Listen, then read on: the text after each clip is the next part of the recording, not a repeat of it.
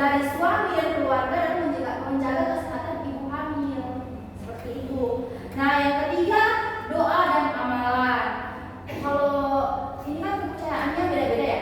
Nah, Islam dulu. Kalau kita nggak berdoa, terus kita ini hidupnya tujuannya untuk apa? Kalau nggak berdoa kan? Ya, nah seperti itu. Jadi perlunya berdoa, bertawakal kepada Allah Subhanahu wa Ta'ala. Jadi kayak minta kesehatan, ya Allah, sehatkan bayi saya, rencanakan persalinan saya, seperti itu kan? Ya. Nah, selanjutnya itu kesehatan saat persalinan. Islam mengajarkan bahwa persalinan harus dilakukan dengan cara yang aman dan kondisi yang baik, termasuk menggunakan tenaga medis yang kompeten. Seperti itu menurut pandangan secara agama Islam. Nah, kalau secara agama Kristen akan dibawakan oleh rekan saya. Kalau menurut pandangan Kristen itu, yang pertama itu pentingnya perawatan medis. Dalam agama Kristen itu, keselamatan ibu dan bayi itu sangat dihargai.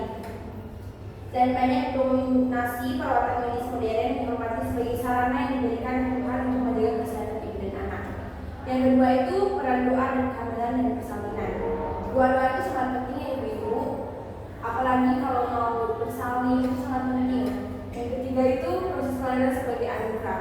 Kelahiran anak dipandang sebagai berkah dan anugerah Tuhan. Tradisi Kristen yang harus disyukuri. Ada juga ajaran untuk menerima segala proses persalinan sebagai bagian dari rencana Tuhan. Ya, jadi dari pandangan ini mungkin ibu ada yang bertanya agama Islam, pasti kan ada yang bertanya. Saya adik, kalau dalam kepercayaan keluarga saya adik, kalau kami itu melahirkan harus sama dukun. Bagaimana itu ibu adik?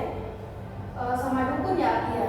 Nah, sebenarnya itu kalau sama dukun, kalau menurut medis itu tidak diperbolehkan ibu. Sebenarnya boleh kan kalau dukun itu menjaga ya.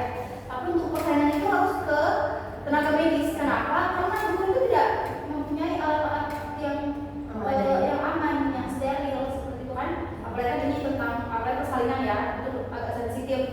Ya seperti itu. Jadi mungkin boleh dengan bantuan dukun, tapi harus disertai dengan tenaga medis seperti itu.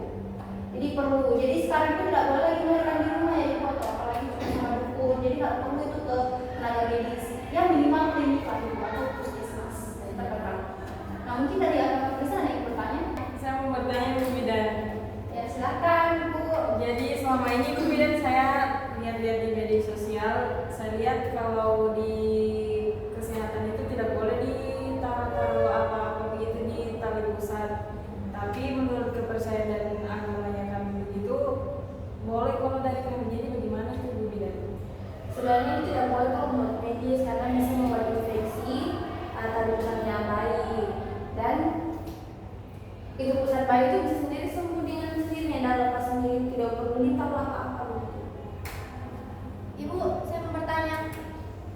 Begini bukan kalau kepercayaan saya itu kalau orang habis melahirkan itu kayak ada 1 minggu atau berapa hari lah dan habis melahirkan dia kalau di kita namanya papasoa, yaitu batu yang dibakar, baru tinta itu yang habis melahirkan membungkus dengan sarung. Itu biasanya dia untuk kayak buat kasih enak badan. Batunya dari alatnya itu panas karena batunya itu dibakar. Itu kira-kira berpengaruh dengan alat kesehatan tubuh ibu melahirkan menurut medis gimana? Sebenarnya itu ibu tergantung sama ibu hamilnya, ibu yang misalnya ini.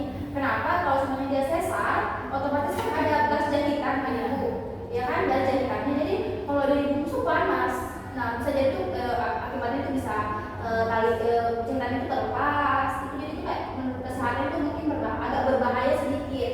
Tapi kembali ke ibunya lagi. Kalau ibunya mungkin normal terus kayak sudah sembuh, bekas jahitan ya boleh ibu.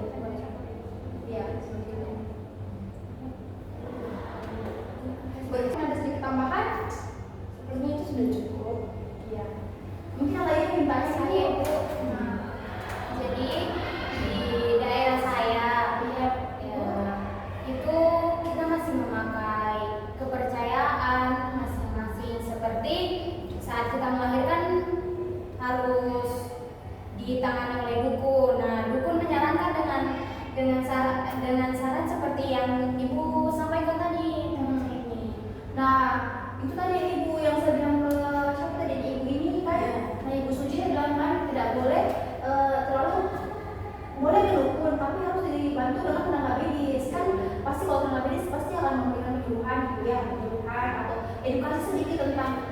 cara menjaga kesehatan setelah persalinan itu bagaimana.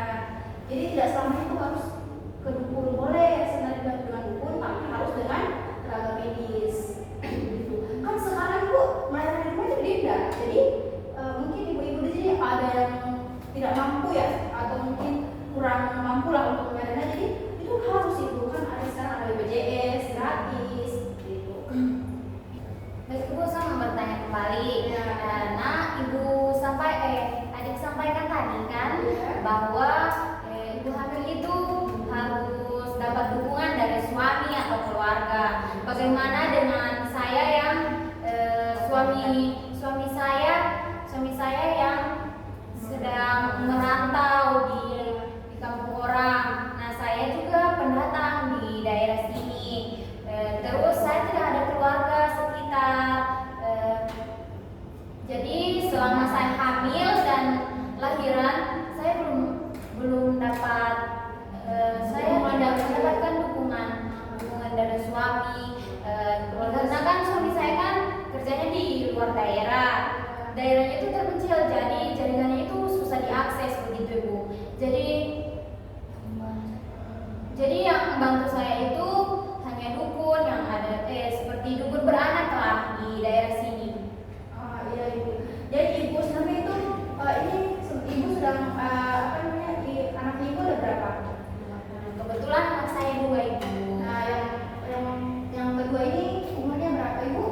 Baru 2 bulan. Ya, jadi kan ngomong ini tuh 2 bulan, jadi masih di bawah ke posyandu ya Ibu ya?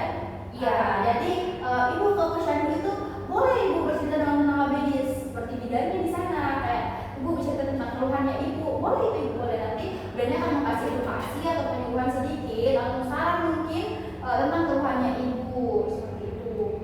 Jadi untuk meredakan rasa kesepiannya Ibu itu, Ibu rajin-rajin ajak bermain anak, terus ajak ngomong anak, atau seminggu sekali lah ajak anak-anak jalan